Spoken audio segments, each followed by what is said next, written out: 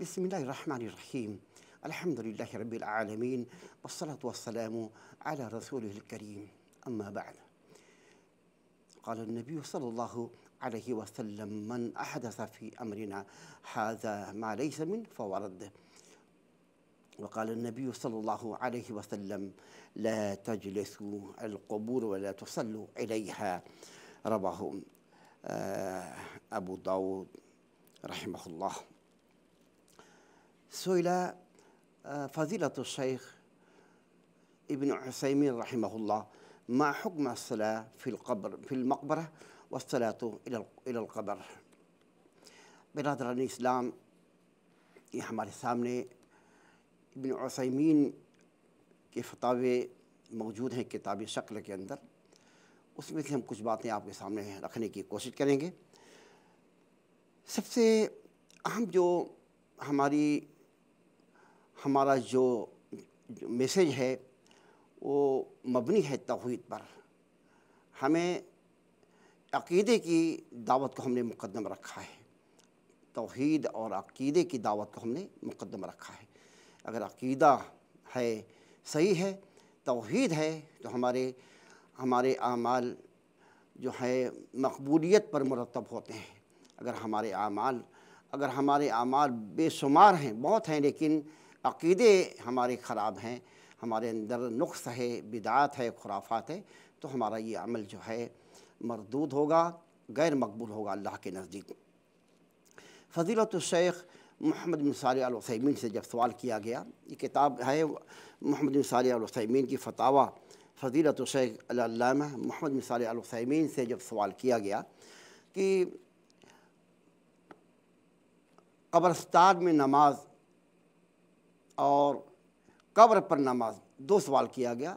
قبرستان میں نماز پڑھنا کیسا ہے اور قبر پر نماز پڑھنا یہ کیسا ہے، اس کے بارے میں سوال کیا گیا. تو انہوں نے جواب دیا شیخ فضیلت الشیخ علامہ نے کہ ساری زمین جو ہے اللہ تعالیٰ نے پاک بنا دی. مسجد کے لیے، نماز پڑھنے کے لیے ساری زمین جو ہے پاک ہے، الا المقبرہ والحمام، جس کو نقل کیا ہے امام احمد بن حنبل نے اپنے مسند کے اندر.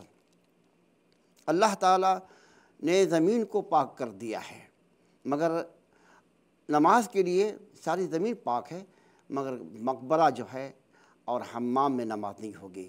مقبرہ جہاں قبرستان ہے، جہاں مردے دفن ہوتے ہیں، ایسے حمام میں جہاں ایک آدمی جو ہے نہاتا دھوتا ہے، وہاں پر بھی نماز پڑھنا اللہ کے نبی نے منع فرما دیا ہے.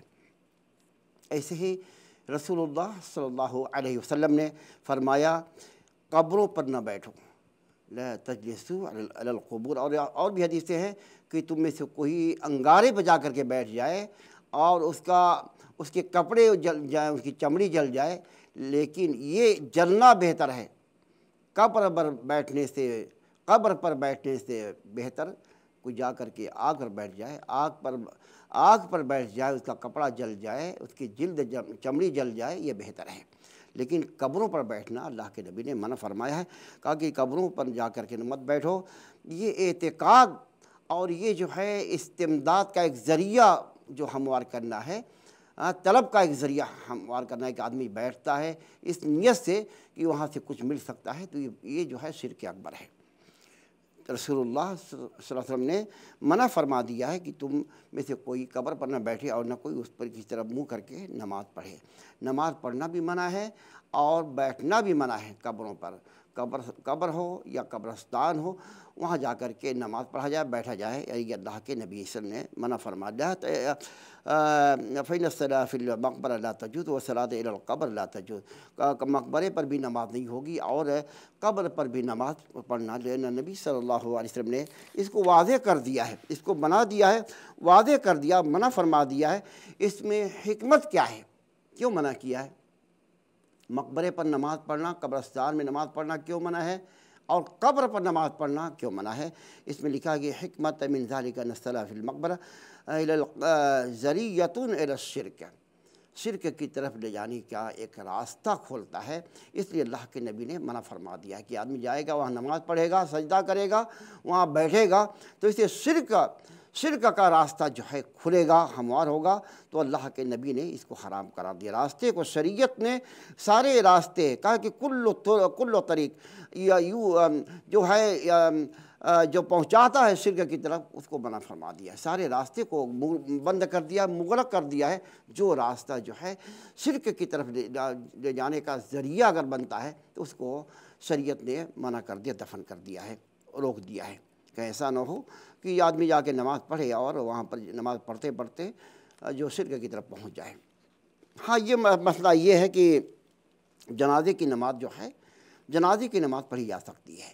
جنازے کے مسئلہ فی الجنازہ لکھ رہے کہ ہمارے علامہ محمد بن صالح العثیمین، اما الصلاۃ علی الجنازہ فلا باس بہا، جنازے کی نماز پڑھنے میں کوئی حرج نہیں، جیسے کہ قد ثبت عن النبی صلی اللہ علیہ وسلم، اللہ کے نبی سے ثابت ہے کہ صلی اللہ علی القبر، جو فی قصۃ المرأة، جو ایک عورت جو ہے جھاڑو دیا کرتی تھی مسجد کے اندر، جب اس کا انتقال ہو گیا تو صحابہ نے خبر دیا، تو اللہ کے نبی صلی اللہ علیہ وسلم نے فرمایا کہ مجھے قبر بتاؤ، مجھے اس کی قبر بتاؤ۔ تو آپ کو بتایا گیا فصلی علیہ، یہ حدیث بخاری کے اندر موجود ہے، تو آپ نے اس پر اس کی جا کے جنازے کی نماز پڑھی۔ آپ کو نہیں معلوم تھا، دفن کر دیا گیا، اور دفن کے بعد آپ کو بتایا گیا، تو آپ نے جا کر کے جنازے کی نماز پڑھی۔ تو جنازے کی نماز قبر پر پڑھی جا سکتی ہے لیکن یہ فرض نماز جو ہے پڑھنا جو ہے منع ہے، اس سے شرک کے راستے کھلتے ہموار ہوتے ہیں، اس سے بچنا چاہیے۔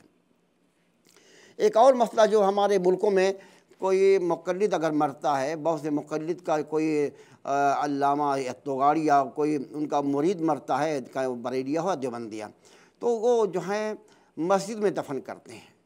کوئی بھی ہمارے ملکوں میں دیکھا جاتا ہے، کوئی بھی ان کا کوئی پیر، چاہے بریلی ہو دیوبندی، اگر کوئی مرتا ان کا توغادری ملا کوئی مرتا ہے تو اس کو کہاں دفن کرتے ہیں؟